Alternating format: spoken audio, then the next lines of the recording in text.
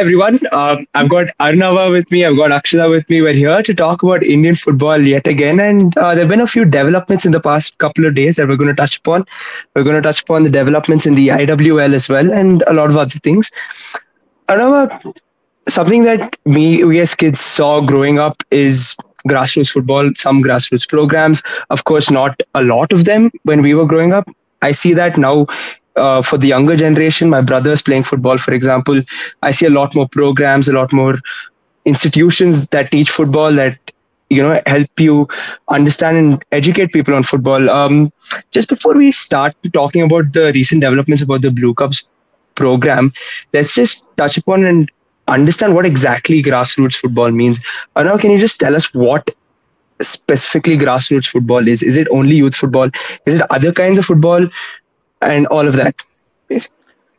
So grassroots sums up everything in a sense which is not professional football, which is not sort of semi-professional football. So it starts with the senior level, which is amateur level football.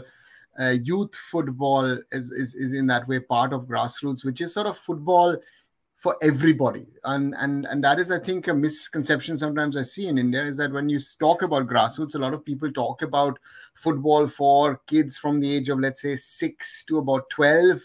Nowadays, a lot of clubs or organizations start football with 4-year-olds, with 5-year-olds on the one side. And again, if I'm playing with my over 35s, that's also part of grassroots football.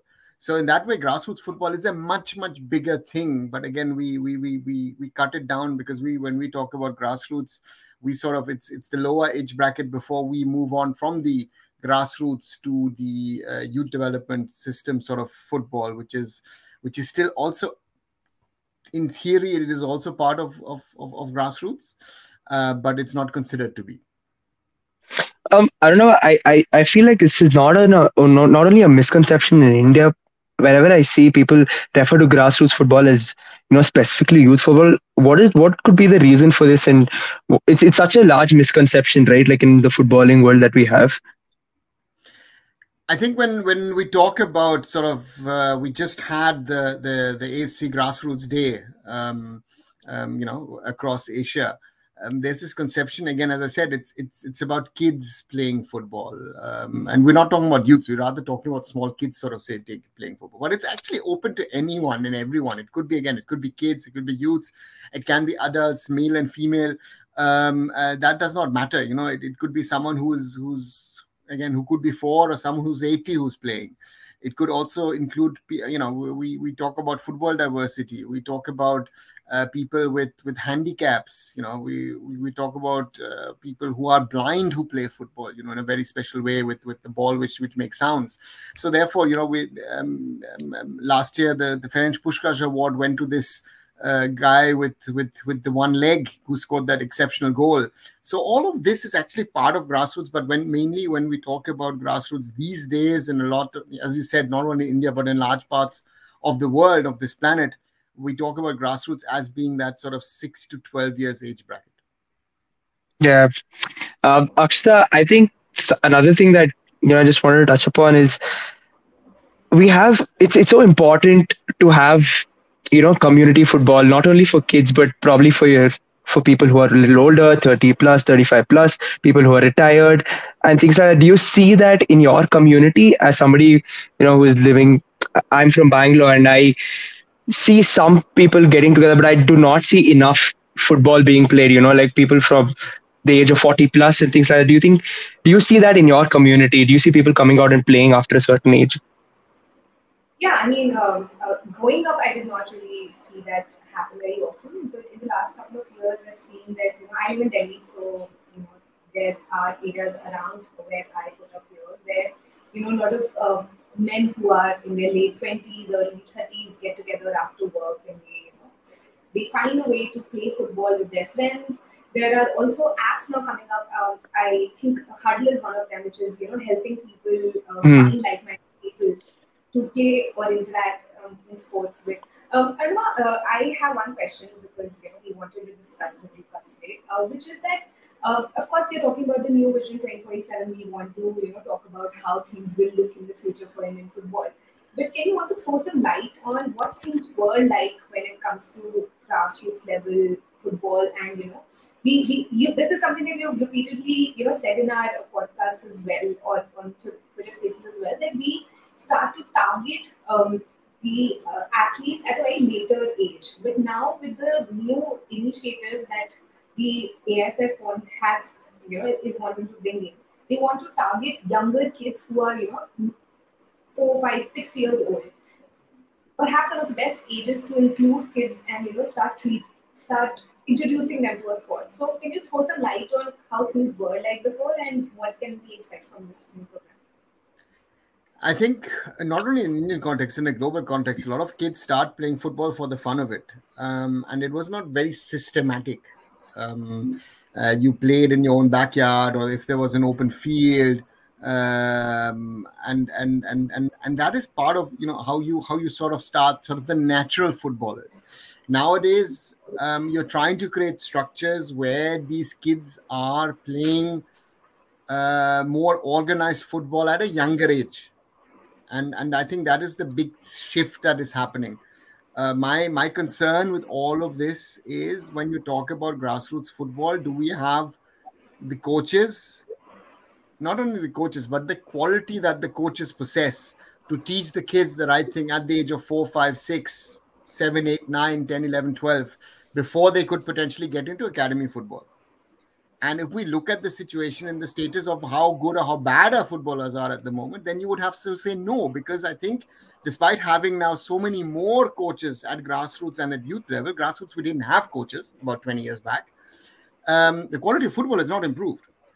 So this is the question, which is, what are you imparting into your kids? Are you trying to copy something which you've seen, you've read in a manual, or you've seen that someone is doing? Again, what Pep Guardiola is doing at Manchester City, Des Buckingham cannot do at Mumbai City, right? It doesn't work. What he does there, Melbourne City can't do.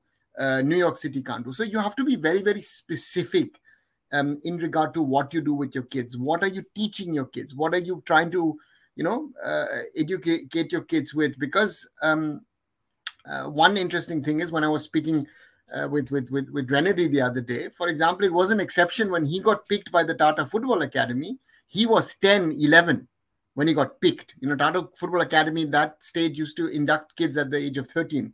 So Ranjan Chaudhuri saw something special in him. That's why Renedy was inducted into the Tata Football Academy. And Renedy would have not had any other real option at the age of 10, 11 to play sort of organized football. So that is, I think, the huge challenge, the big challenge that you have in when you're organizing football in an Indian context, that you are in a situation of what do you teach the kids? A lot of baby leagues have come up. You're creating competitions, but what is the quality? We'll talk about it in a context of the IWL as well. Is mass better than quality? And in an Indian context, mass should not be the issue. I mean, if people are talking about 40, 50,000 kids, sorry, that's a joke. We should be talking in millions, right? So that is the reality of, if you're talking about 5 million, that is more than the population that Iceland has, that Croatia has, But for India, 5 million is a very, very small number. So we have to see, where are we doing it? What are we doing it? How are we doing it? And I think the implementation part is very, very, very crucial. Ideas is not a problem in an Indian football context. We need to look at how things are implemented, and best practices need to be shared. And we need to create an Indian model. It might not be a pure Indian model, which means that, what works in Bengal works in Goa, or what works in Kerala works in Manipur and Punjab, whatever. No, you have to localize it, because India as a country has so many ethnicities, has so many languages, so many backgrounds that again, what works for you, for example, Rahul in Bangalore will not work for Akshata in Delhi NCR. So these are the things that we need to come up with and find the proper solutions for Indian football to now create the players, so that when these players are, in 25, 26, which means that it's 20 years down the road, these players can be world beaters, so to say, at least compete at the Asian level, but at least take also India to a World Cup, maybe. Rahul, you did go through the press releases that were shared by the AFF. Was there anything mentioned about the implementation? Just want to clarify for the people who are listening. In terms of implementation, nothing really. I think it was just basically a rough structure of what, the plan is, basically an idea as to the different aspects in football that they want to bring together. An interesting fact that I noticed in the press releases was the mention of coach development. I feel like it's something that's fairly fresh to Indian football. I haven't really heard of coach development or come across it in an Indian context. Arunava, have you come across coach development, and how important is it today for us to have coach development programs as such? I remember when I was at Mumbai I City. also want to. Sorry, Anna. I also want to add one more point to Rahul's question, which is that we are in the Blue Cups program. We will be dealing with younger kids, so they will be, of course, requiring some sort of extra attention, extra affection. So can you also include that part? I think two things. First thing I think is that again the AFF is targeting millions of kids, and the question is, they've used the word engage. So the question is it a one-off thing in a way, or are you engaging with them on a regular basis? So for me, I think that's the first thing that you need to find out. Are we able to create year-long programs? So which, for example, Jamshedpur FC has installed in its baby league in Jamshedpur. They're trying to play it for 10 months. So there are pockets where people are trying to do it extended. Others are saying, listen, if I run it for a month, my resources, my manpower is gone. Coaches are saying, listen, I can keep my players for a month. So there are different problems in different parts of India. As you said, I think taking care of the kids, this social responsibility angle is a very, very important one. How are you being inclusive? In Germany, we see that sometimes girls do tend to play with the boys up to the under 15s. We had in our city a very special case of a girl which was given a special exemption to play even in the under 17s with the boys. She was then played the under 17 World Cup, now plays at Bayer Leverkusen in the Women's Bundesliga. So for her, that playing with the boys, of course, she had a different dressing room set up in regard to changing room and all that stuff, but the rest she was always with the boys. But that has helped that girl to reach a different level potentially, because she's, the boys are rougher and tougher. The boys are normally bigger. But she was, tactically better than the boys potentially. So therefore, you have to find those nuances. And I think coaches, as you mentioned, Rahul, I think when you ask that question, I think the coaches are the most important factor in developing a player. Grounds can be of a certain quality, food can be of a certain quality, nutrition can be of a certain quality. But if the coaching is not top notch, you will produce numbers, but you don't produce quality. So therefore, the question is, are we going for mass, or are we able also to go for quality? And that is the huge challenge.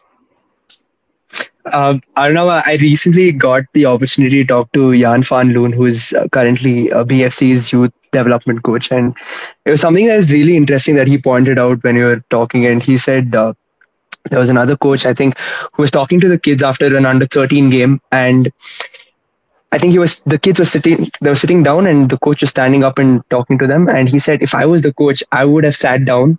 I would have made the situation a little more inclusive. And these are the small, tiny things that he feels that coaches should learn. And how important are these small, tiny things when it comes to younger kids and talking to younger kids and coaching them? I think India is a country where frontal education is very, very normal. So therefore, your yes, sir, yes, ma'am mentality is nice to have. But if you've got intelligent kids, if you're talking about tactics or this or that, they should question you if you like it or not. Again, sitting down, yes, could be a way.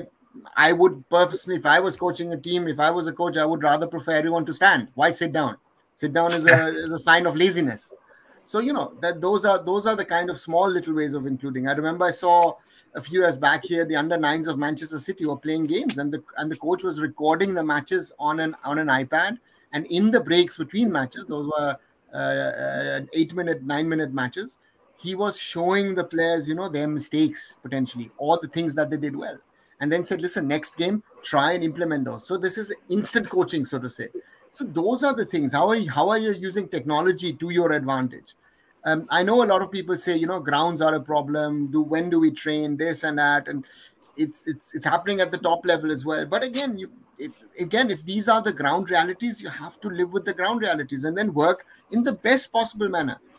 again, people in India often forget that countries who are regular at World Cups, their infrastructure, their all the other things, the aspects that you talk about are worse than what India has.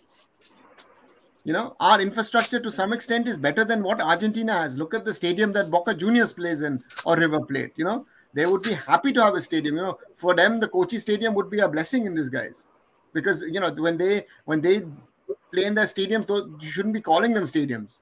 So again, those are the realities we need to wake up to. Our focus needs to be on getting on one side, getting as many kids as possible to play to start off with, the pyramid to get the best up to the top, and secondly, the quality of coaching that is imparted into the kids at the youngest age. Because if they don't learn it when they start playing football, the basics, a national team coach will not be able to teach them at that level.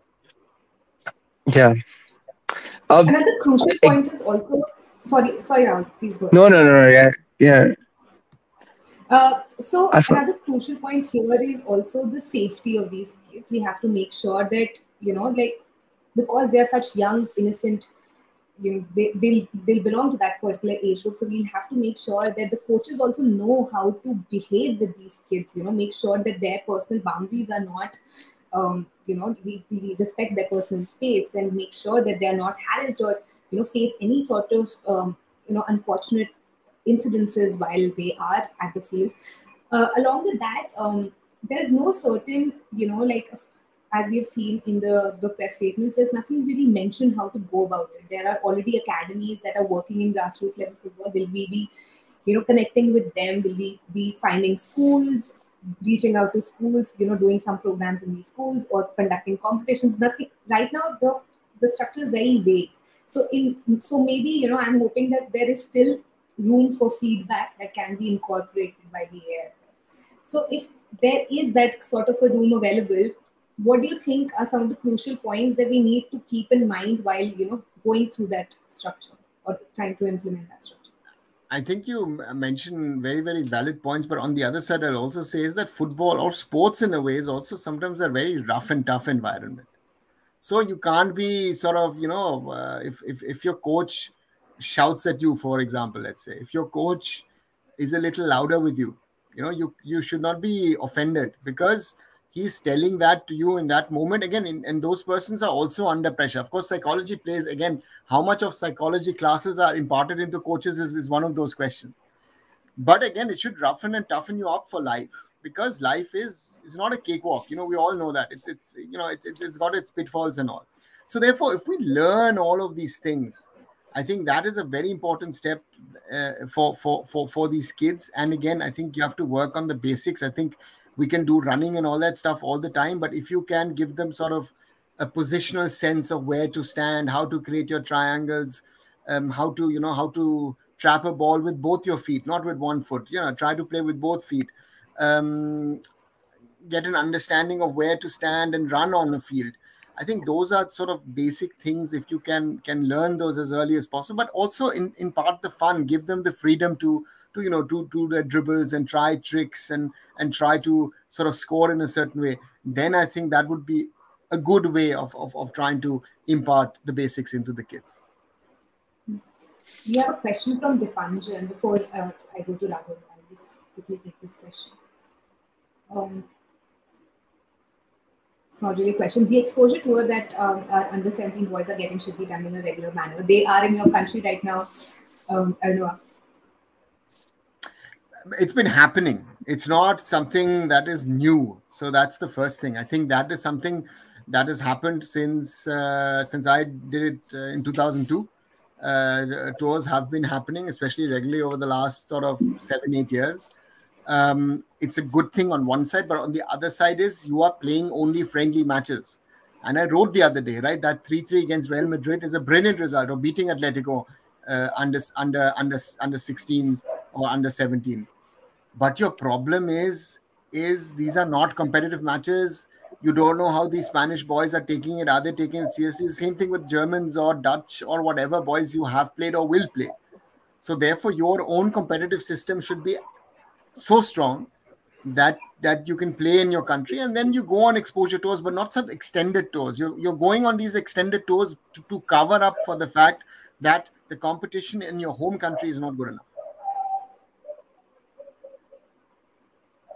Rahul, you had a question in mind?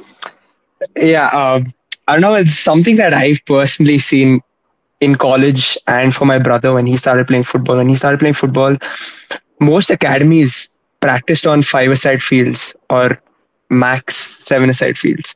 And even when we went to college, I feel like the system isn't good enough even at college level because we don't have a lot of colleges do not provide for 11-a-side grounds, or they provide us with five-a-side fields. Even if they're astroturfs are they're good playing surfaces, when you go and play outside, it's obviously just not the same. And I see that for my brother as well. When he started off playing five-a-side, he did that for three years, I think 2 3 years, and then we moved him out to another club where they had the infrastructure. They had a nine-a-side ground, and it got a little tough for him initially, but then he got used to it.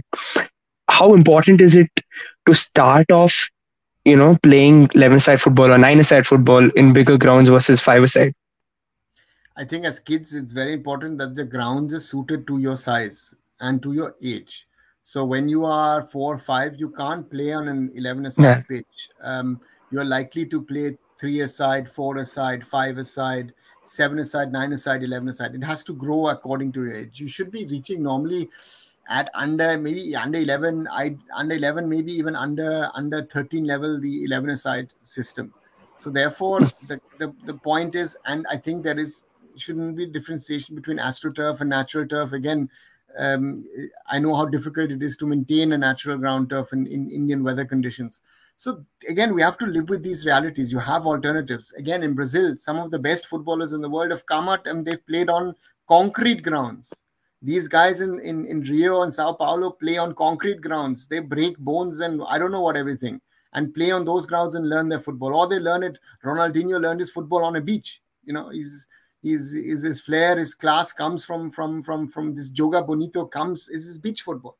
So therefore, you have to see that you play. First of all, play as much as you can. If you can play 5-10 hours a week, brilliant. If you can get 2 matches on top of it, ideally, you need to have had about 10,000 hours of football by the time you turn professionals. And that is something which is missing because you're doing this sort of systemized, organized training, which is like twice, maybe thrice.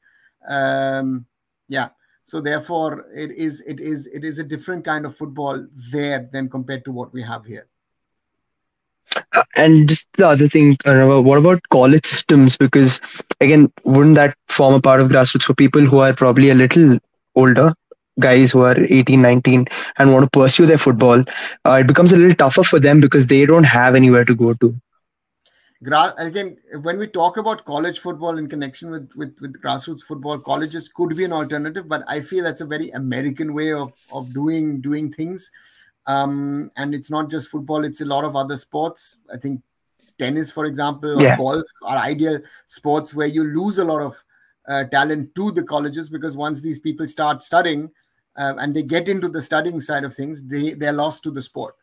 Even in football, there's a lot of players, even from a German system, who at 19, 20 realize I'm not going to make it. I'm going to go to an American college. I'll do a year in America. Let me play a little bit of football on the side of it. We've just seen it in our team here in Remscheid, in a small team, that players are going over there. And he's spending a year, he's studying, he's playing a little bit of football for the college as well. But yeah, it's something that is there, and it could be a road, and it's the same thing as with the PSU league that the AFF is intending to start with the public sector units as well. It's a very Indian way of trying to do it and trying to sort of get people into jobs. But if you get these people into jobs and you've got sort of a national level PSU league, might that be a loss for the I League and the second division? I don't know. Or maybe even for the women's league down the road if they create a women's PSU league. So therefore, you have to see what is good for your structure, what is not good for your structure. It is also, I know that in a lot of things, India is very, very socialistic in the way of trying to structure and having quotas and all that kind of things. I think in sports, you do scholarships, but keep it to a minimum. Let the best come through, and that is something that's where we're struggling, I think, a lot. We also have 3 questions that have come up, so we can maybe quickly take them up rather before we continue this discussion. Uh, Kumar is here. Hi, Kumar. Anurag, what is Kick ID, where AIFF is collaborated with a Germany company? I know you have some known thing about Kick ID. Kick ID is a way of using AI in talent identification. So it makes the processes of the federation a little easier and to track talent as well. So that's what Kick ID is, simply said. Next is from Utkarsh. If our grassroots are so bad, then how are we getting pretty good under 15 and under 17 teams, especially in recent years? I think we need to focus on under 20 and 23 teams more so that the transition is not affected.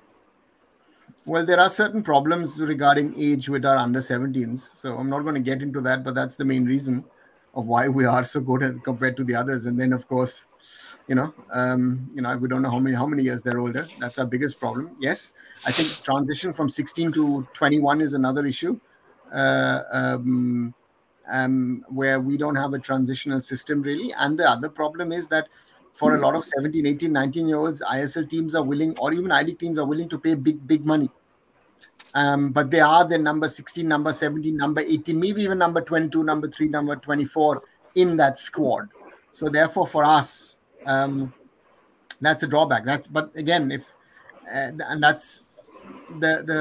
have to understand that club coaches are playing the best possible squad to win the competition or win matches. Most of them are not there to say, listen, I'm producing players. If you're producing players, that's a byproduct. It's not the main thing that you're trying to do. So therefore, we have to be very, very clear. But our 16 to 21s, that's where we are lacking at the moment. I think the Reliance Foundation Development League is a good step. But it's a little weird that some teams are really playing under 21s, others are playing under 19s. So there's, it's a little bit of a fractured sort of thing that is happening in there. So therefore, you have to find the right way of developing. I think an under 19, under 17, under 15, under 13 is the need of the hour. Extended leagues, I know that's a challenge for the AFF. I know that's a challenge for the clubs. It's a cost, it's a travel issue, it's a scheduling issue. It's a match officials issue potentially as well. So there are a lot of issues, and I think we'll have to give it another 3 to 5 years for that youth structure, so to say, which is sort of on top of the so-called grassroots program. That needs to be there. It's a lot of has been started over the last few years when it comes to these golden baby leagues, and I think many of them have been successful. But again, the problem is also in the golden baby leagues to me, that you're playing to try and win the tournament. I think we should stop that at those age groups. I think there it's about talent development. But again, how do you judge it? How do you judge creativity and all those signs? Would be interesting to see. Next question is from Poojan. How to impart a collective scouting paradigm at such a large scale for the constructive result of the Blue Cups program? Are we ready with our resources standing today? One word answer, no. I think this will evolve over a period of time, Poojan. I think scouting is still something, and Poojan, we were talking about it in a context of East Bengal the other day, that certain clubs have to still wake up to the fact that they need to do scouting locally in their city, but also not locally in their city, but also across sort of states, this state rather, not the states, and try and find players. And I think that is something that is very, very crucial. And also have a defined youth development system within clubs. Certain teams have taken time to build it. They've not built it overnight. And therefore, structured development is very, very important, and not go out for results.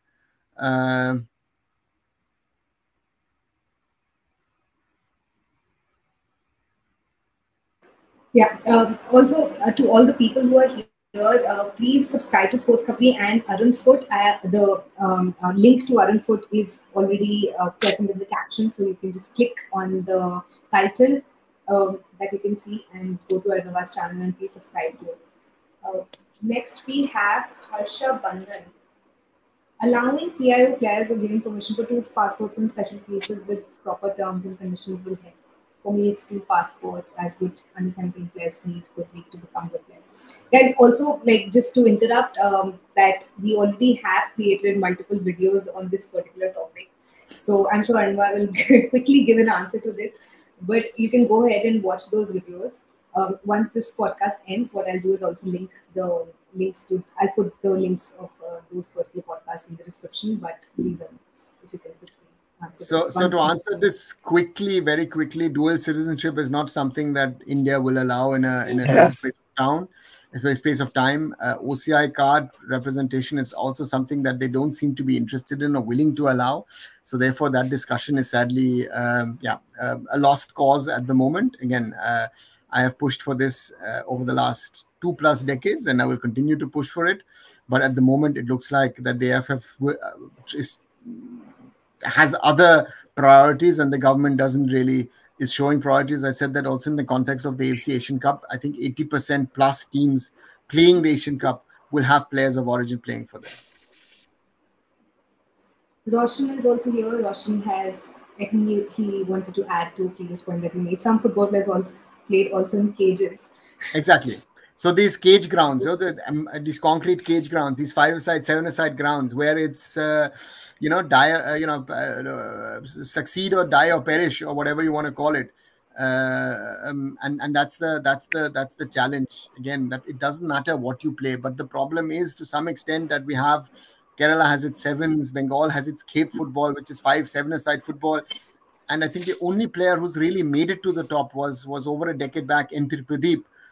From Kerala, who made it as a professional from sevens in Kerala. Otherwise, I think it's rather the other way around, that the IM Vijayans and all these guys used to play sevens, and the Bengal players used to play Cape football, or especially the Africans who live and play in Kolkata play a lot of Cape and sevens whenever they're off season. Next question. I mean, my manager is also included in this. Why Germany produces the best managers? We have a generation of very good managers at the moment. Do they produce the best? Again, can be discussed. But I think if you see certain coaches are linked to a certain system. Either it's Mainz, Klopp and Tuchel are both former managers of Mainz. The next big one coming out of Mainz will most probably be Bo Svensson. Okay, he's Danish, but he's also an ex-Mainz player, so he's the next one. The other big school of football in Germany is the Red Bull universe. So a lot of coaches have come out of that. Even though Ralf Rangnick wasn't successful at Man United, Ralf Rangnick is most probably the father of a lot of these coaches, and everyone calls him professor. So a lot of these coaches who've come through the system, of course, Red Bull has a great scouting system as well, but the Red Bull way of also playing an attacking brand of, Timo Werner is the perfect example of a player of that Red Bull mindset. Erling Haaland is a perfect example of that RB Leipzig or Red Bull Salzburg concept of football. So that's something which has been there now over a decade now, and therefore Germany is producing such quality managers, and again over I think about 9 coaches in the German league system at the moment, which means half of the coaches have a background at either Leipzig or Salzburg. Yeah. Rahul, we can maybe also do a podcast with Arunava later on the coaching systems out there. So I had it could be a very interesting different schools. Different schools of coaching. Which is the second best country to produce the managers? I would not say the best is Germany. I think the French produce good quality managers. The Spanish produce good quality managers. The Portuguese, the Italians. So it's not just Germany. My English friends will say the English, but again, little tough on that one. But again, good managers come from everywhere, and we have very, very good young managers. Sorry, put something in the eye. Very, very good managers in India coming up. With Clifford Miranda winning the Super Cup, Renedy winning the under-17s. We've got Mehrajudin Wadu, Ishfaq Ahmed, these guys. This whole generation. Samir Naik at Dempo, Stephen Dyer is one today. Might get promoted with Amarnath United and from the second division. So that generation of footballers used to play under Bob Houghton about 10-15 years back. That generation. So hopefully we will have better managers in India down the road. My next question is for both of you. If I know Rahul recently did an article on the best managers in the ISL or the I League for that matter. Who are your personal favorite managers in India? Both of you. See, the problem is if I just go by success, for example, Habas has been one of the most successful coaches to coach in the ISL, but I would never like the style of football that Habas teams play, because he's playing a very organized, systematic way. Same about someone like Steve Coppell, right? These guys are trying to grind out results. I like managers, especially the managers that have come to FC Goa, Lobera, for example, with his way.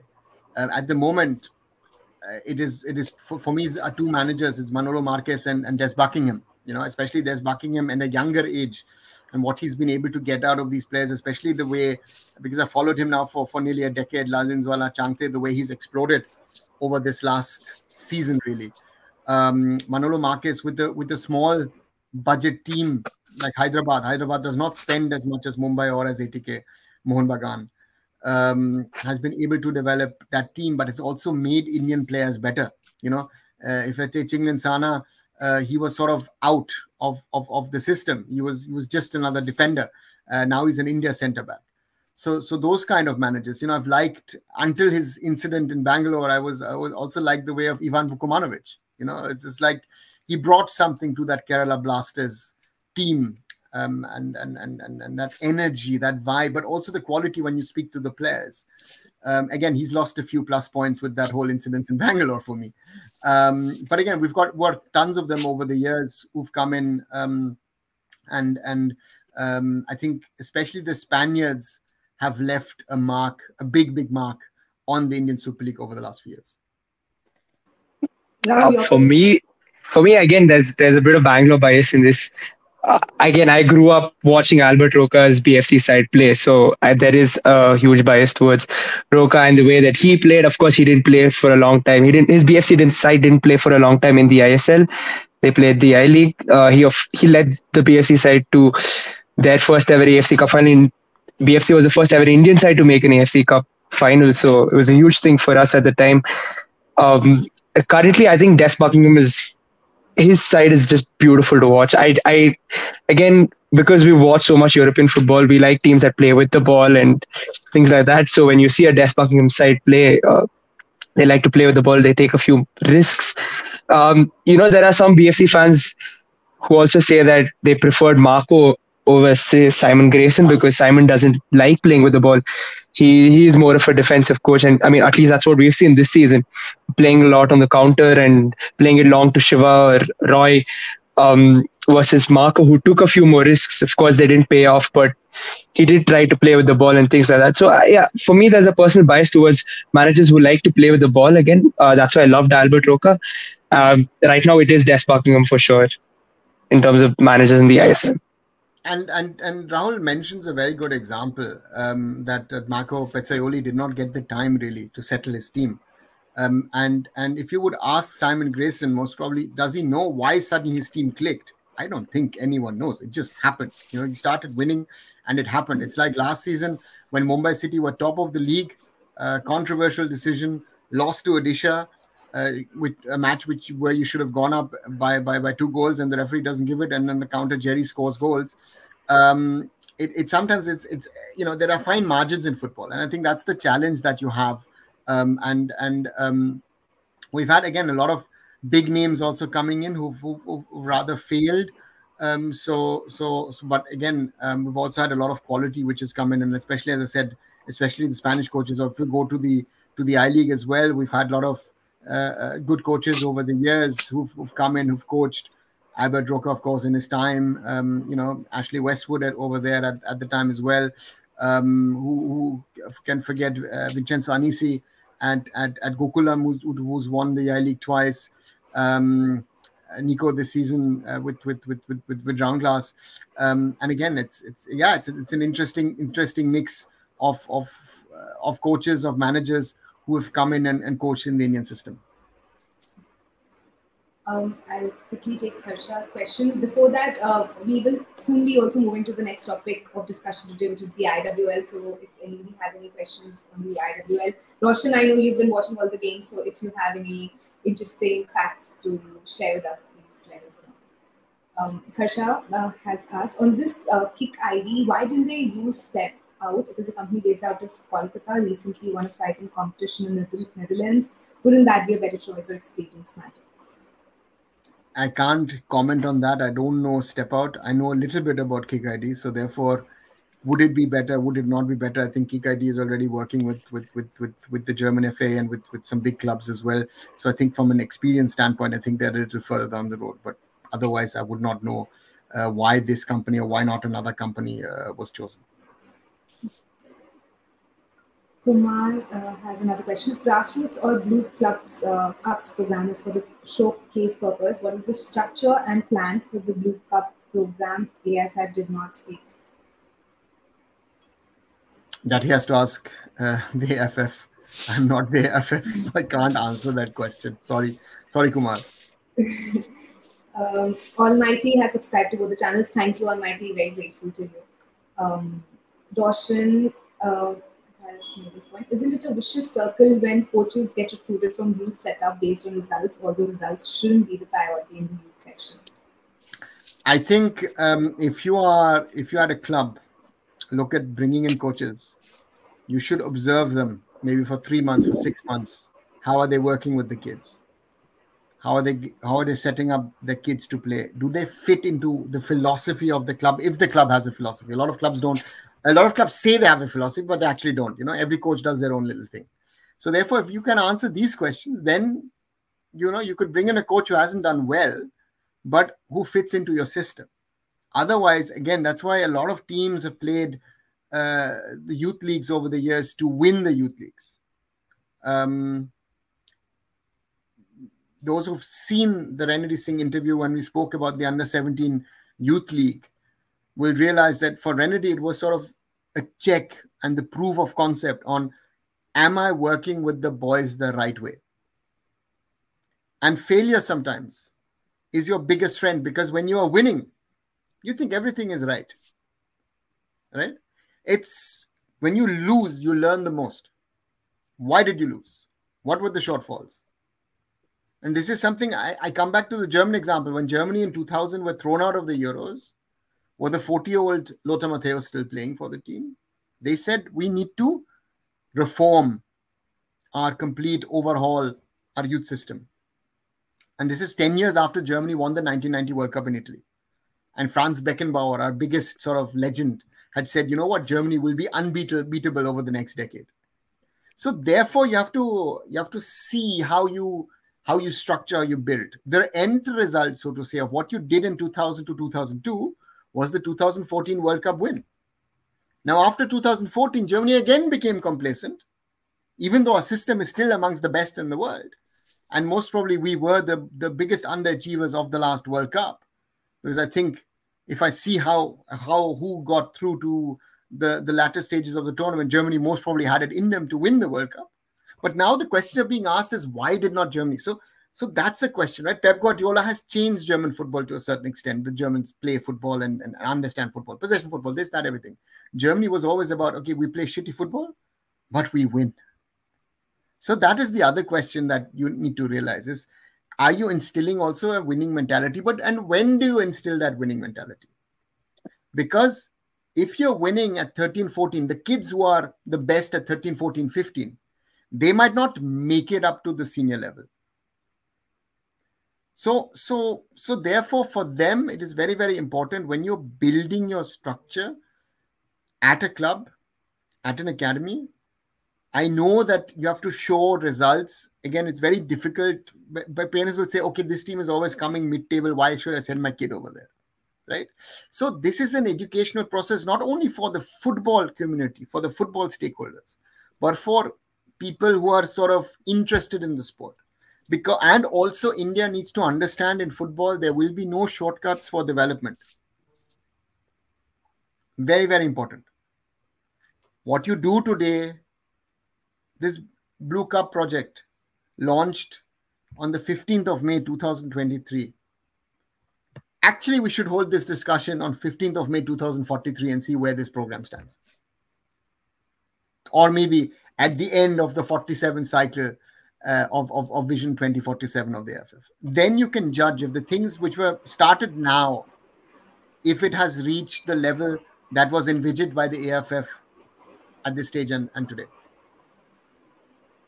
Kids who will be starting today will be like plus 20 years older than. Much better picture. Rahul's hair most probably look a little bit more like mine. It's definitely going to.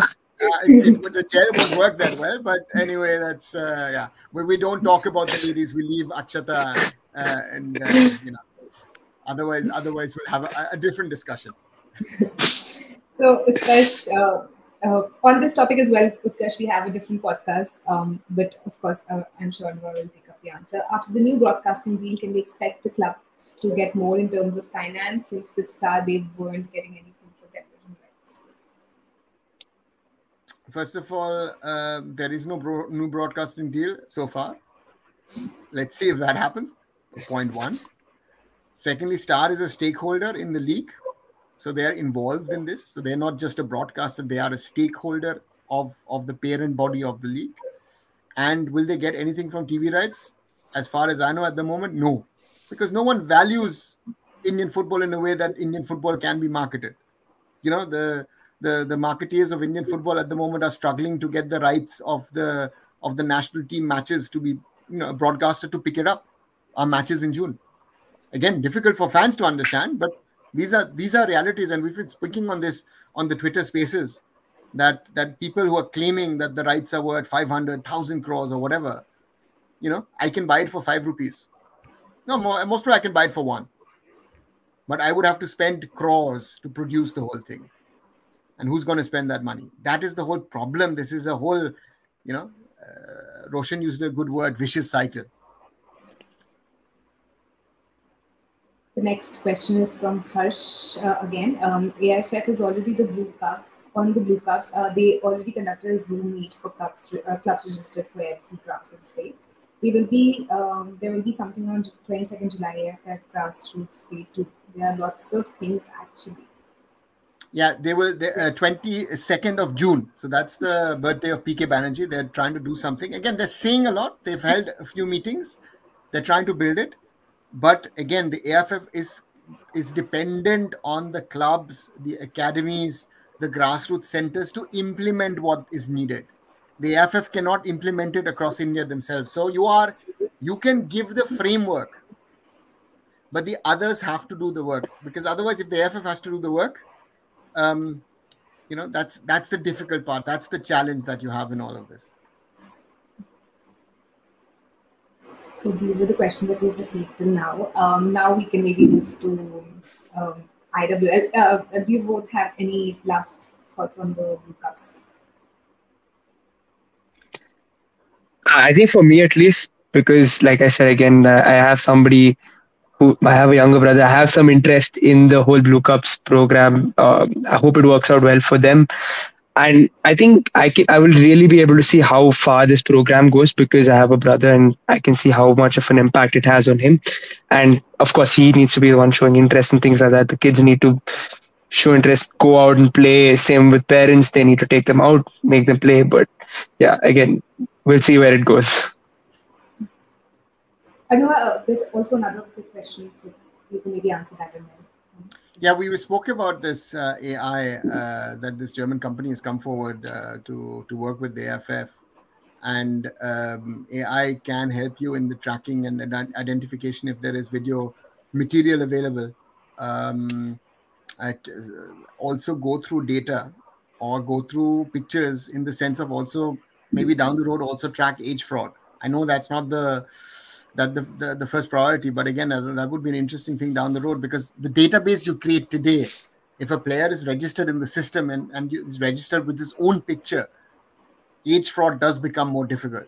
He might start at this stage as not an under 11, maybe as a 13 or 14, or maybe I don't know how old boy, but it's I think at 11, at 10, at 8, at 6, at 4, and more difficult to cheat in these age groups than it is in the older ones. So therefore, that is going to be a blessing in disguise in the long run for our football. That once this not whole, but sort of, a bigger database is ready of players, that you can fall back on this data and cross-check on again and use AI and in the sense of really track, is that, hey, listen, this picture looks similar, biometrics and all that kind of things. So it makes your life easier in regard to, in that 10 years or 15 years down the road, to not fully eradicate, but reduce the amount of age cheating which is going on a regular basis in Indian football at the moment. We also did a podcast today with Kritik Malhotra. So he's working as the director of sports science and analytics at Texas A&M Football, and he's deeply involved in sports science and AI. So hopefully, the content that we have produced with him will also answer some of these questions. Now coming to IWL, today was a big day, quarterfinals. The last two games of the day were sort of very unexpected. Odisha FC unfortunately did not make it to the semi-finals, the team that I was rooting for. And East Bengal FC totally showed that, without their coach, things are not really looking that good for them. One small correction, the coach was there. She was there. Yes, but I don't know. Then, a lot of I thought so too, because I remember we had a conversation about this in the evening, but a lot of people corrected, saying this on Twitter. So I thought that maybe she's not really involved. I think let's look at it from a football perspective, and I've said this, and I said this today as well. I think the IWL with 16 teams is just too big. I think we do not have the quality at the moment for a 16-team league. If we have a league of 6, maybe 8 teams, let them play at multiple venues. That would be worth more. And I was talking to someone that you also know quite well in the morning, who was telling me about all the shortcomings that are there. The diet was supposedly a disaster. The accommodation was not always, transport, this, that, everything.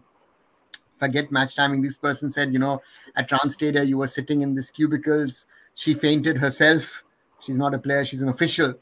So there were a lot of these issues. And I say, and that's what I said, we always seem to go for mass these days rather than class. And again, when Setu FC wins 9-0 against East Bengal, I am not surprised. I spoke to some East Bengal fans who were very disappointed. You know what? We did so well. We won the Kanyashi Cup. We got in there. We got into the quarterfinals. That's like, hey, quarterfinals for East Bengal FC. I know sounds awkward, but for the women's team is a huge, huge, huge success. And that is down to what Sujata Kar as a coach has done with this team. Someone who tried to play abroad before even the other girls thought about playing abroad, because she came to Germany in 2002, was on trial with TSV Karlsheim, who were at the time in the second German Bundesliga, would have gotten into the club, but due to work permit issues, that was an amateur league. So the second German women's division, as per German understanding, would have been a grassroots league, so to say. Yeah. So therefore, I feel it's a success. And we have to realistically say that if you see Gokulam Kerala, if you see Setu FC, if you see what Kickstart has built, not only this season but also last season, also Odisha FC have built, let's say these 4 clubs are a little a cut above the rest. Eastern Sporting Union, these Manipuri teams still have a certain level of quality, but they can't compete with the top teams anymore. So because it's also a question of financial packages. So therefore, to be surprised, I also didn't understand why the team which finished first played against the team which finished third. Someone needs to explain that logic to me. Normally, the first team would play against the team which finished fourth. So therefore, again, I don't know who did the draw on this, but there are a lot of these discrepancies, if I'm being nice, that are there. And again, if you look at that, what is possible. Again, we're playing in May. It gets up to 45 degrees over there. You have to find other solutions for not only women's football, but also for others as well. And because the youth teams who are playing Reliance Foundation in some parts of India were playing also in these 40, 45 degrees heat conditions in the afternoon at 3 o'clock because the clubs cannot afford to pay the floodlight. And you can't go to the AFF or to Reliance and say, listen, just pay for the floodlight, because the floodlight costs are 10, 20, 30, 40,000 rupees per game. So there are these realities. So you have to build your structure, your league, your season. A lot of people want the Indian season to be like in Europe, from starting from August and running till May. That is a difficulty. You start in the monsoons and you would end in the heat. So you have to find solutions, because in the winter, for example, in the I-League, if you play at Gokulam Kerala, it's still 30 degrees in Kerala. And then you go to real Kashmir and it's snowing, right? So these are just realities, and these realities have to be factored in how we structure our football. Rahul, you're still, you're just out of college, so, and you've extensively followed Indian football. Did you know, did your friends know that, something called as an IWL is happening in our country? Yeah, unfortunately not. I think that the sad reality is a lot of them didn't know the ISL was going on, but yeah, I let alone like the I League or the IWL. But yeah, no, not many knew about the IWL. The very few that knew the IWL was there in Bangalore, at least, was because Kickstart was playing in it. Apart from that, not really. Again, Kickstart, because Kickstart is a club that is very close to my house. People around my community knew of the fact that they were playing, but apart from that, not really. And again, it's, of course, there are a lot of other things attached to it, like broadcast time, the timings of the matches, where the broadcast is taking place, things like that. But yeah, again, the marketing of the tournament, the release of fixture dates, all of that probably adds up to everything. But in general, I think Indian football as such at college level isn't followed as much. Arun, you mentioned a very important point that, of course, the number of teams could have been reduced. And, the first reaction that, especially that even I observe on Twitter, is that when you give an opinion like this, the first reaction is that they'll be angry. That, why? How can you say that there should be less number of teams? People should organize things better. But they often forget that there's a huge cost associated to these things. If we had a lesser number of teams, maybe we could have broadcasted all the games. Maybe we could have given them better facilities, better food, better accommodation. It's not just a women's problem, Akshata. It's a men's problem as well. We currently have 11 teams in the ISL and 12 teams in the I-League. We do not have enough players to fill these two leagues. Whatever people are saying, we have to wake up to that. And we're going to blow up the leagues. Next season, we'll have 26 teams in these two leagues. So the reality is, it doesn't matter if it's men's or women's. We are blowing up the leagues. We are diluting the standard of the leagues. We're reducing the number of foreigners. Again, some of these teams, it was quite interesting to see where they came from. You had a goalkeeper from Malaysia, striker from here, striker from from Kenya, from Nigeria, from Ghana. You had this girl at Lord's FA who was a Philippines international. Interesting, really interesting how this whole gets up, and one has to question the thought process of how are you structuring this whole thing? How are you going to run it? Because there is a lack of talent at the moment at men's and in women's football to complete these leagues. A team winning 9-0 is, for Setu, an intense training session would have been better than this game in the end, most probably. Against East Bengal FC, I mean, they have, if you look at the, in the group stages, the games that they have played, I think there's a draw against Visaka, and then there was this one game against Hops, which was 0-3, that, the difference was of 3 goals. Apart from that, they crushed every game. East Bengal conceded 8 goals against Gokulam, right? So that, again, and Gokulam has scored 14 against Kahani, right? So there is a gulf of standard between the top 4-5 teams and the rest of the league. There's no doubt about it. And it showed. Again, there are teams, of course, they have a big, East Bengal is a big name.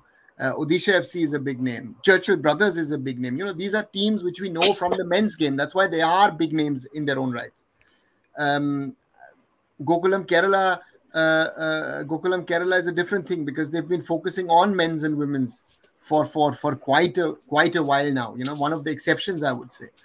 But again, if you see Setu FC has done that. Kickstart has focused on the men's and women's. The men's are not really getting out of that Bangalore Super Division into the second division level. So therefore, these are topics that one needs to look at and try and find solutions. And again, I think solutions are sometimes to try and consolidate. And again, if you had an 8-team league, I think all the issues regarding food, accommodation, stay, travel, broadcast, and all that could have been handled maybe a little differently. You've played too many matches in too short a time. That is another problem. I mean, you're playing every third day or every fourth day. You get one or the other break in the middle. You've got 7 matches. Yeah, I think in 25 days. It's too many. And that is another problem that we have to, that needs to be built. I know that Tete said in my interview, we were working on it. We will solve it next season. So, we have that clip, so we can play it to Tete next season. So that's the challenge that they have. Just want to quickly take up some questions that have come up. Harsh says, state FAs like Bengal are rocking to the core. It's insane the things I've seen during CFL and CFL Women's. They even refuse to register a club under guidance of first women Arjuna awardee football. We leave it at that. Kumar says the AFF appointed Sarthak Mishra as state development manager to oversee all the state associations. Good step. Now he has to deliver. Harsh corrected my point. 1-0 win, EB and Hops. Roshan has a question. Arunava, is there expertise in the AFF for women's football to bring Indian women's football forward? The AFF is in a rebuilding phase. A lot of people who've been there for a while have left. And it will be interesting to see how they sort of rebuild. And that is the challenge that they have. Also in women's football, they had certain people. Some of them have gone. New people are coming in. So the expertise again. What is the expertise? Yeah, right. Sorry, that is the first question that we need to ask. Who is an expert on a topic? If people think they are an expert or the AFF thinks they're an expert, doesn't mean they are an expert. It's like when they say, "Listen, Arsene Wenger will come to India and sort out our football." Listen, Arsene Wenger towards the end couldn't even sort out Arsenal. What is he going to sort out with Indian football, right? So let's be frank about this. So and he knows nothing about India per se, right? So therefore, that's the thing. The expertise needs to be there on the market, on the area that If someone tomorrow tells me, listen, reform, I don't know, a German rugby, I don't have a clue about rugby, and in a German context, forget it even more. What would I do over there, right? So you have to know your stuff, and that is, I think, the biggest challenge in all of this that we have. That you have the right people, the right expertise, the right knowledge to push the things forward. So we have wrapped up all the questions. Please, whoever is here, follow Sports Khabri, follow arunfoot. You can find the link to Arunava's channel on the title. Please click on that link and go to Arunava's channel and also follow him. And if there are any topics that you would like us to discuss in our upcoming podcast, please feel free to share them with us, and we'll make sure that we, include them in our discussions, or we, come up with specific videos to cater to those questions. Utkarsh has also more corporates are needed either in ISL or I-League. That's the only way to get the money and marketing required in our system. While we are at this, I also had one question which I've already asked you once before, but I think it will be better if we can answer it here again. That in the next season, the IWL, the AFF wants to fill the gaps with corporates. There is a huge bidding amount that will be asked, which is starting from somewhere around 2 crores. When a bid is asked for, the amount that is given by the organization, how is that incorporated into the league? What amount of it goes into the prize money, into making sure that the resources are used in proper way, and divided into proper functioning of the league? So can you just tell us something about that? If I think that money goes to the AFF and goes into the general kitty of the AFF and then spent on Indian football.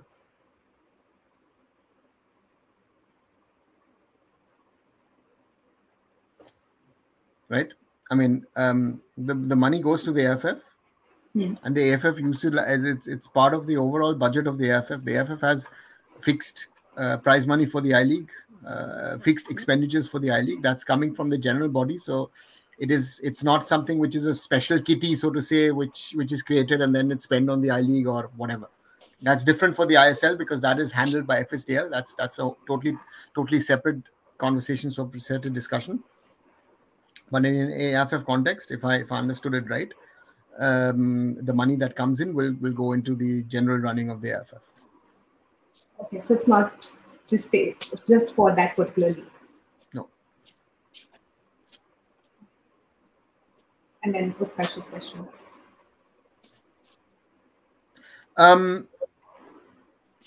Yes, theoretically yes, but practically no, because I think we need to slowly grow our leagues. I think if we have expanded indirectly, unknowingly during the pandemic, also because of the merger which happened in 2018, 2019, what was discussed by those FIFA AFC reports. So we are in a situation where I'd say ISL will grow now by one team per year with promotion. I-League, the AFF is going to push it up to 14, if I understand them right, this year, maybe to 16 next year. And that gives me a little bit of headache in the sense of, okay, we're closing in on 30 teams in the top 2 tiers of Indian football. You've reduced the number of foreigners to 3 playing, 5 in the squad in the I-League, which means you will need 8 Indians per team. And if you look at some of the teams at the lower level, if you look at Sudeva, you look at Kengre, how they were playing this season. Sorry, no disrespect to my friends over there in those clubs, but that did not look like they deserve to be in that league. And that is the difficulty we have is how tough are we going to be. Now you're going to get corporate entries. They're going to come in late because the market is already, So that's going to be an interesting part to see how it happens. Kumar has said instead of conducting IWL in summer, they can conduct in winters in the November, December, and January in centralized venues. We also have to remember that at that time the ISL, I-League are also on. So not only that, but also in parallel, the youth leagues are running, other competitions are running. There are international engagements of the Indian women's also. So therefore, to say that you're going to conduct it in the winter is relatively easy, but centralized, the AFF wants to do away with the centralized system. They want to do home and away. So the costs, it is going to go up rather than down. So that's those are the real challenges of the AFF. They're saying second division next year also. Again, the second division final leg at the moment is also home and away, which is an added burden on the clubs. The clubs are saying we want to reduce cost because the players, the costs on players are too high. Travel costs, accommodation costs, food costs, all of those costs have gone up due to inflation. So that is it's a very difficult thing. Is if your income streams are not there, how are you going to fund the whole thing? It's more difficult even in a second division context or an IWL context compared to an ISL context. Even though in the ISL you're losing much more money. So those are the challenges that Indian club football is facing at the moment. The point Arunava stated with women's football of lack of talent is totally on point. I mean, look at Setu FC, it's Stella Blaster 2.0. How do we go forward considering this situation? Well, Setu FC is a little further down the road because they've won the IWL and Kerala Blasters have not won the ISL. So in that way, Setu FC are a little bit more successful than Blasters. But on your point, yes, it's the point here is our talent base is very, very limited. If you see the best players are playing in the biggest clubs, and they are in those 3, 4, 5 teams that I've mentioned again and again. And the other girls who are playing in other teams who are talented will get picked up by those.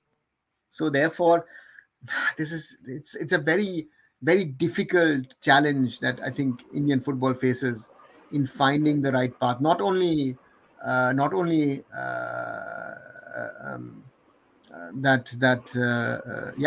the challenges are there. And Roshan, you're more than welcome.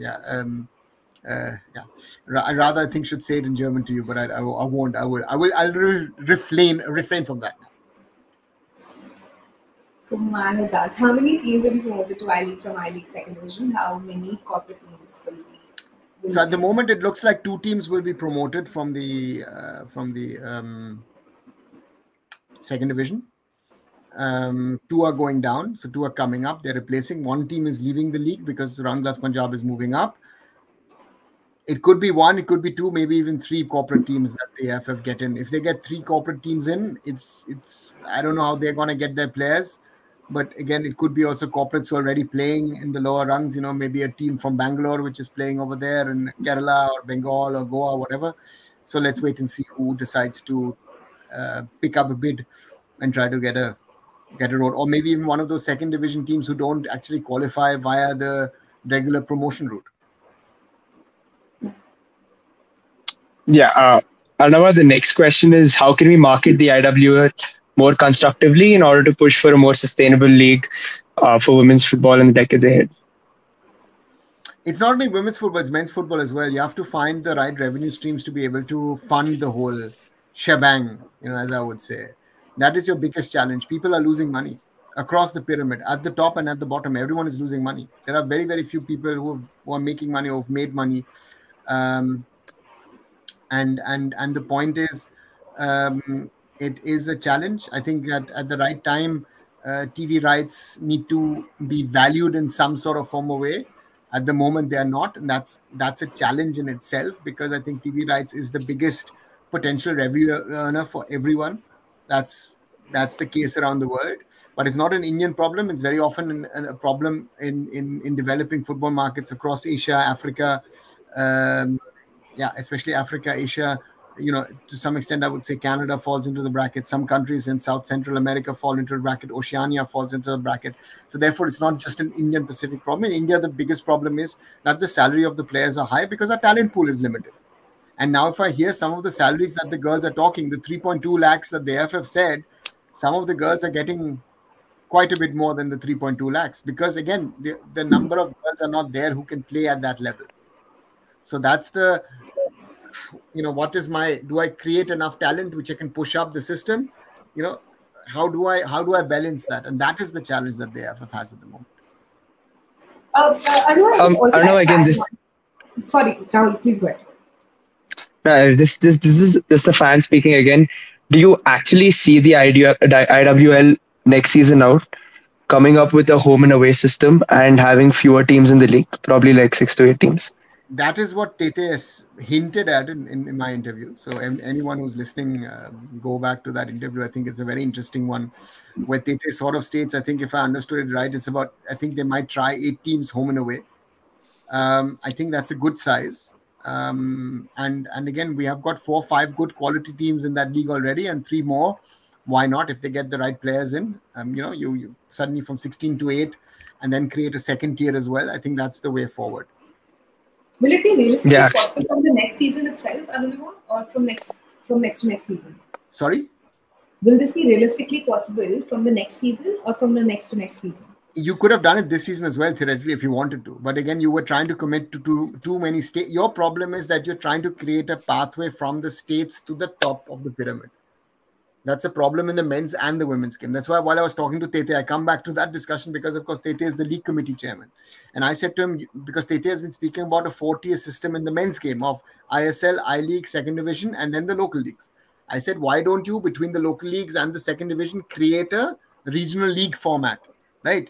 So that because for some teams to go from the local league to the second division is not a big step. But for other teams, it's a big problem. So therefore, you have to find the right solution in an Indian context. Again, there are bigger states. If you say Bengal, most probably could have 7-8 teams in the I-League, right? Kerala could have 4 or 5 teams in the I-League. Karnataka or the Bangalore Super Division has 4 or 5 teams who could play in that league. Goa has 4 or 5 teams to play in that league. You could have 30 teams already made up for 3-4 states. Right? Mizoram, the teams don't want to take that step. Aizawl FC is still playing I-League, but the other teams who could play second division, no one from the top teams in the Mizoram Premier League wanted to play second division because they say the costing for us is way too high. So there you need to realize what level of football can I play? What can I compete? Do I run around and beg people for money? A lot of teams are doing that to try and play at that level. teams have opted out. Dempo had opted out. They've come back this season. Shillong Lajong had opted out, have come back this season. So therefore, you have to decide what is the best in the interest of your club and the interest of the talent of the player. Shillong Lajong, Dempo have produced a lot of players over the years. Dempo is the most successful team, if you say, since the start of the NFL era. So therefore, these are all factors which I feel are very, very important.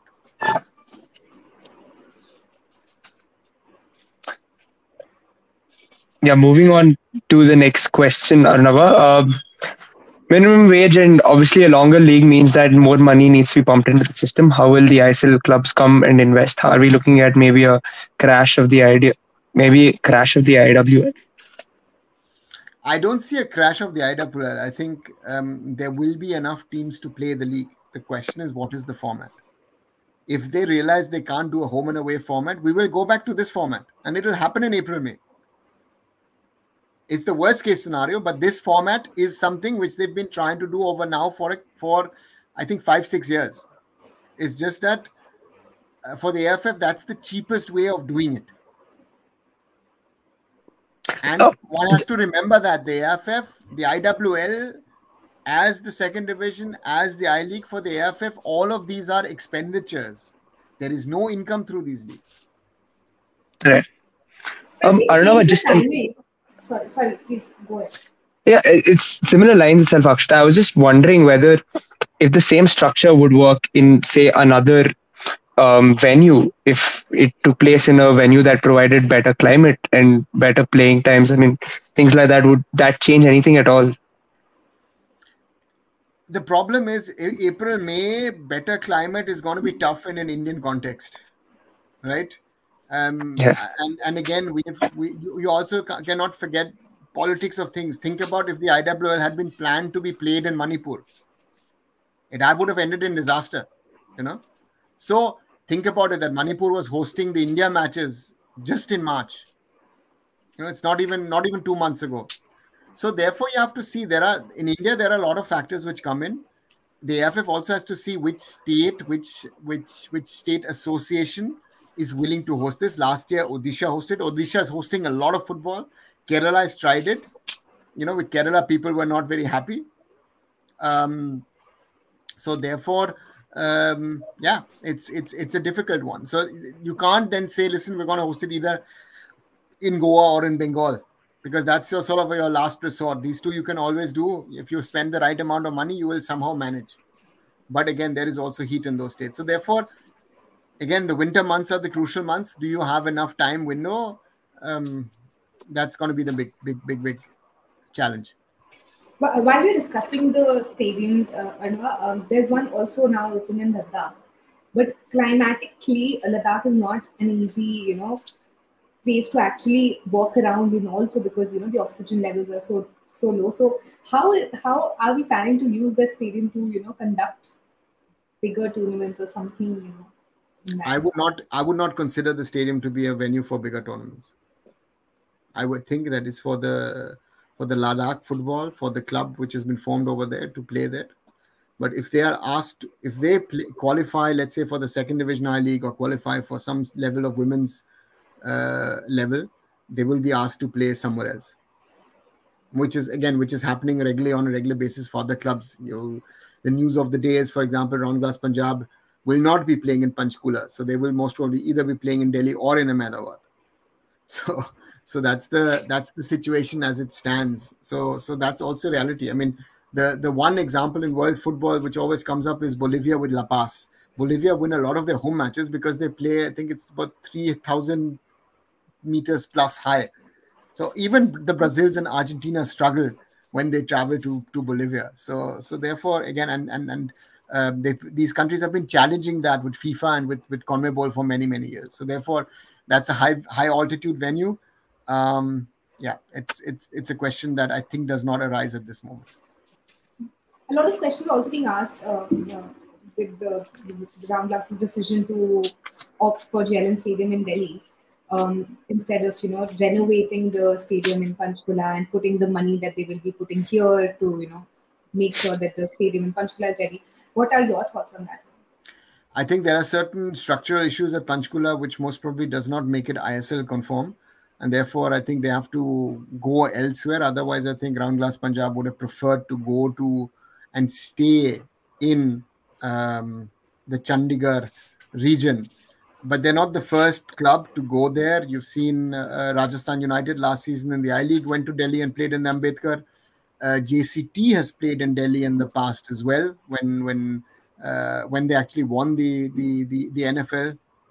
So that will be, let's see how it goes. Do they qualify the ISL rules then? They're working on it. Kumar says Indian football team should get some international success to get more people in India to watch ISL and I-League. Yes and no. I think international success overall for the structure of Indian football is very, very important, 100%. But the question is, would Indian fans who watch international football be wanting to watch Indian football? I go back to a tweet I did during the World Cup. I questioned people and said, listen, guys, you're supporting Argentina and Brazil in such a huge way. Just a little bit of that love for Indian football would be nice. And they said, let Indian football reach that level. And that's the problem. There is no sort of, I feel India is always this, a hard word maybe. I feel fake national pride, right? That their real national pride is, I would say, when a team is losing, to support a team. And at the same amounts to a club. It doesn't matter. When your team is losing, you should support them even more. And that is something which is very, very difficult, very, very challenging. So therefore, I hope it changes. But again, I think it will take time. I think Indian football has it. And a lot of people say, you've got these fans and that. I always say, Rahul is sitting in Bangalore and BFC has had a lot of success and, is happy to have 15, 17,000 fans in the stadiums. But I've seen an India match in 2001 at the Kantirava with over 30,000 people literally standing on the roof of the stadium, sitting on the roof or on the water tank. There used to be a water tank at the stadium. There were people sitting on the water tank. And therefore, 30,000 plus. And there was no PR, there was no social media. All of these things did not exist in those days. I think loyalty is not a problem, I say, Anwar here, because, there are fans like Rahul who have been supporting Arsenal through their many years of low period, despite everything. So loyalty they have shown. I don't know why is it not pivoting towards the Indian national team. I think it is. It's a difficult one to explain, but I feel again, if you're okay now, you're a Liverpool fan. You have had a good stretch, even though I made a few pranks with you over the season, right? And I will continue to do that, especially do that with my friends who are Manchester United fans. Why I say, yeah, Manchester United has been successful, but don't tell me Manchester United plays good football. And I remember this Ralph Rangnick conversation I had with friends. I said, Ralph Rangnick most probably has been the best manager that you've ever had, most probably. But you guys don't realize it. Ralph Rangnick is most probably the best manager Manchester. Don't tell me all that Alex Ferguson's won. I'm saying from a football perspective, this guy knows more than anybody else in the whole bloody football world. People like him, Bielsa, those kind of guys, Sampaoli, crazy guys. But they are football nerds. Pep Guardiola belongs to that class. That's a different level of. I feel we have some in India as well, right? So therefore, those need to be nurtured. They shouldn't be stopped. But the attachment again has Manchester City, with all the success they've had over the last 10, 12 years. Manchester City is not the most supported club in the world, right? So support is a thing that which comes in some sort of form where you've got attached to Liverpool. Rahul, you're an Arsenal fan, right? Yeah. Yeah. So okay, let's again. You guys have clubs, but again, you're not going to win much, right? So that's you live with that, right? I made this joke with Freddie Ljungberg. So if I can make this joke with Freddie Ljungberg, I can make it with you as well. Yeah. But the point is again in that context, right? And Real Madrid, if you think last season winning the Champions League, they were not the best team. They were not even amongst the top 5 best teams. But again, they know how to grind it out and win matches. They just simply know that. And that is the quality, that's the challenge that again Guardiola and his team will face tomorrow, and that's the thing also in an Indian context. East Bengal, Mohun Bagan, Kerala Blasters have the biggest fan base, surely. ATK Mohun Bagan did win the ISL this season, but where does East Bengal stand? Kerala Blasters, I said, sadly, with all the with all that they've done, sadly, I feel that this club, not the club, but also their fans deserve a trophy, right, for the support that they've had. But we've seen the negative, ugly part. So, yeah. Thoughts on Cape? I'm sorry, I don't know. Cape football is the small-sided football in Bengal. I don't. Again, it's nice for rural Bengal or the suburbs of Kolkata to have it.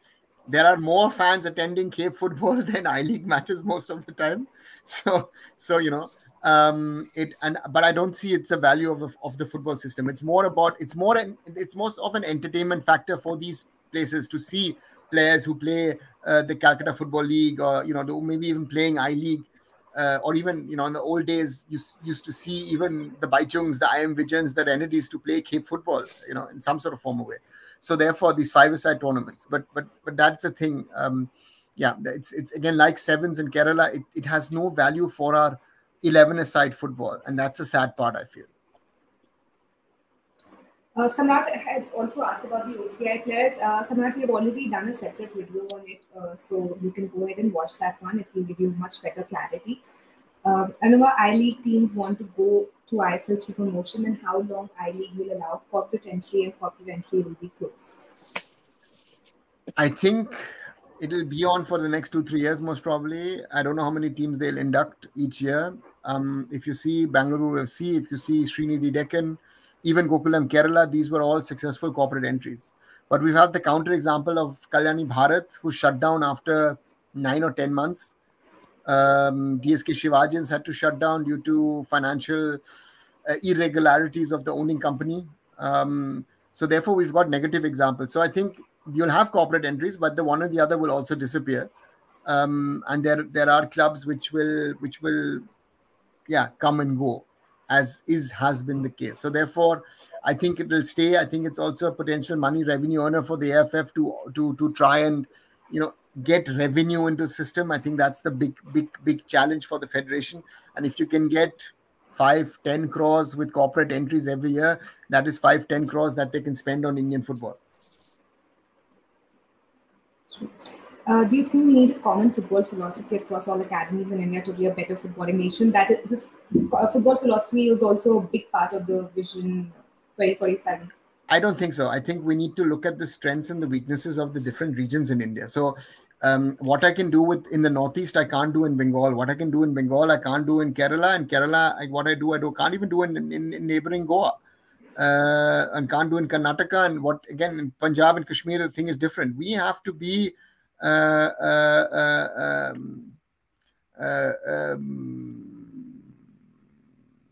think that's going to be the challenge, to find a common Indian philosophy at the top, but you regionalize it, localize it. Because I take Bengal as an example. What works in and around Kolkata will not work in sort of Central Bengal, and North Bengal again is a different world. Darjeeling Hills is totally different. So you have to regionalize your things, and that is, I think, the challenge. That is having a national plan is nice, but the federation at the national level is only as strong as your state associations, your clubs, your academies. Your stakeholders are very, very crucial for that.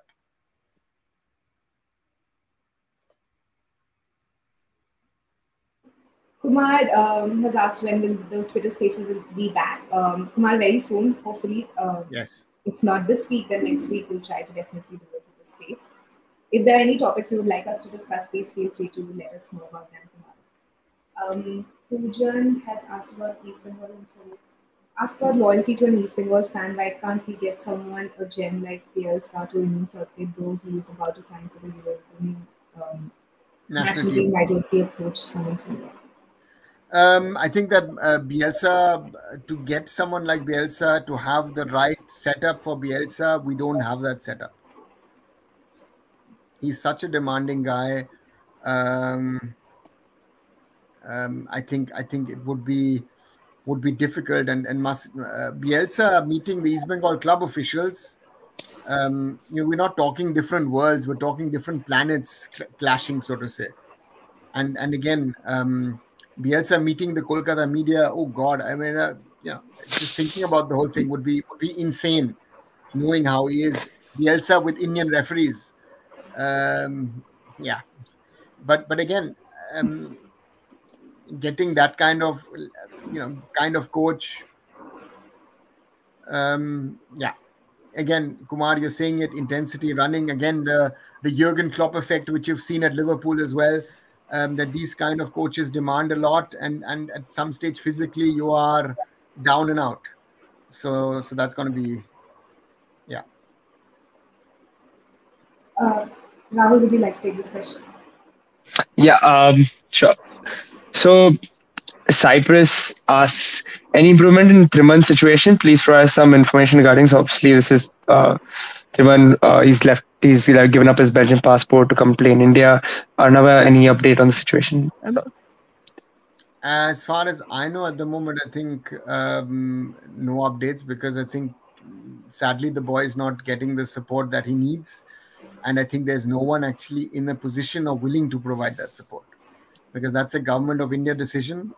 And again, yeah, it's as much as it would be great, but again, I don't see that happening anytime soon. Not this one. Sorry. When said we need better technical players, Shubham did watch the podcast, so this is coming from there. Good technical. Exactly. I think Randy Singh. I think that Randy himself was technically better than most players that are playing now, and most players have come through some sort of youth system, most of them, and that is that's what I'm saying. That's what I'm saying, that the kids at the youngest age, whenever they start, need to be on the ball as much as possible. I have seen training centers in the past where you had one ball for 30 kids. If that kid touches the ball 5 times in an hour, that's great. Every center which is there needs to have at least one ball for every kid. Balls get damaged, whatever. So you actually need to have a 1.5 ratio, 1.5 ratio to per kid, so to say, ball ratio, so that you have a backup. That's become much better, but you need to be on the ball. I was last year in Kolkata with an academy in there, a small one which focuses on the technical aspect. A friend of mine is the technical director, and I saw these 10, 11-year-old kids. I said, for Kolkata standards, you're technically good, even tactically you're good. But if you see the kids and they went for the Mohun Bagan trials, none of them got in, and they had high hopes. And I said, listen, the kids from the Northeast were coming, because Mizoram has its grassroots program already running for 6, 7, 8 years. They are better equipped. And that is the challenge, right? So we need to produce better players, and technically we need to be better. I think, physically we're much stronger today than we were 5, 10 years ago. Our nutrition of the players is much better than it was 5, 10 years ago. As Randy said, the travel, the accommodation, the grounds. Not only Randy, but I was on a podcast with Deepak Mondal the other day. He said the same thing. I said, he said, even when we started, he was part of Mumbai City in the first season. He was one of my players. He said, I know that we were struggling with training grounds. We had a lovely match pitch, but that match pitch was also, because it's actually DY Patil was and is a cricket stadium. So it has its flat patches of grass, which, where there were grass burns and all that kind of things. So these are realities, right? So you have to work around them. But football, playing football on the ball, your running will come automatically. This is maybe the last question that we take. We have been speaking for 1.5 hours. Please, whoever is here, please subscribe to Sports Complete. Please subscribe to Arunfoot. The link to Arunava's channel is mentioned in the title. Just click on that particular link and go to the channel, subscribe to it, please. So the last question of the evening is from. Actually, I wanted to take Harsha's question. What's your thought on dedicated job portal for footballing circuit? For the best 90 on the pitch, we need best years of behind the scenes. I don't know if a job portal in an Indian football context would work. I think a lot of these things happen about relationships, about people knowing the people who are doing a good job, or people applying for jobs, because football is not the typical sort of 9 to 5 job where you can place an application. Be it as a coach anyway, your reputation is very important. Today is a day that Northeast United have appointed Mandar Tamane as their CEO, who I regard as one of the best administrators, club managers. Now, Mandar has worked at JSW, at a club where he had the budgets, where he had the possibilities to create something from scratch. At Northeast United, it's sort of a job of trying to resurrect a club with limited budgets. I don't know if a new investor is going to come in and suddenly the situation changes. But that is the thing, right? So a job portal sounds nice. Who's going to look at it? I know that the people running clubs, most of them would not use it and not look at it. So therefore, again, for those who have high hopes, it would be difficult, because you create a sort of a level of expectation which might not be fulfilled. Because if I'm honest, if I was running a team or a club, a job portal would not be something that I would look at to find talent. I would actually go by either I know people, or someone is recommended to me, or someone comes to me and I have a good feeling about that person. That is the way that I would how I would recruit people, and that's how I did recruit people and have recruited people over the years. Any closing questions or remarks, Rahul? I think there's a lot we have to look forward to. I think only time will tell as to where we are and where we're placed. Yeah, I think there's a lot to look forward to and be excited about, though, especially the Asian Cup next year. Yeah. I think to just take Cyprus's last question, I find it interesting because it sort of sums up our discussion. Do you think our current administrators are on the right track, unlike the last one? Again, even first of all, to talk about the last one, I think whatever people want to say, the last one did a lot of things and put a lot of basics in place of the foundation. Did they do enough? They will themselves most probably say no, they didn't. And to judge the current administrators at the moment would be too early. Again, I think in the first year they've tried to do too much, and the IWL just at the moment is another sign of that. They've got the senior women's national happening thereafter in Punjab, so that's going to be another 140 to 50 degrees challenge. That is something that they need to look at. So therefore, give the people time. They're trying to do the best, but in an Indian football context, it is very, very difficult. Because if the AFF does everything right, which you don't do, that's life. You don't do everything right. You're dependent on the other stakeholders, the state associations, the clubs, the franchises. You're dependent on FSDL, Reliance. You're dependent on the parents, the kids, the sponsors, the broadcasters. It's a very, very difficult thing to run a federation. It's not that easy. And you have to live with those challenges. What I would recommend the current set of administrators, better communication sometimes, why you're not doing something, why you're not broadcasting, let's say, all the matches of the IWL, why are the live updates not as frequent as they should be, those kind of small things. A lot of people will most probably still abuse you and give you a shitstorm, but I think there are a lot of people who will then understand things better. And the same thing applies to clubs as well. That I think a little bit of a more open and honest communication. I think, BFC has done that very, very well over the last 10 years. Other teams have tried to do it. I tried to install it at the time at Mumbai City as well, that you have an open communication channel with the fans and try to explain to them things. And especially, I think the big clubs, be it the big Kolkata clubs, be it Kerala Blasters, which is sort of in an unnice way, sort of copying the bad things of the Kolkata things, rather than not working on the strengths that this fan base should have. There's a lot of things I think we need to work on. Thank you so much, Arunava. Thank you so much, Rahul. We will end the podcast now.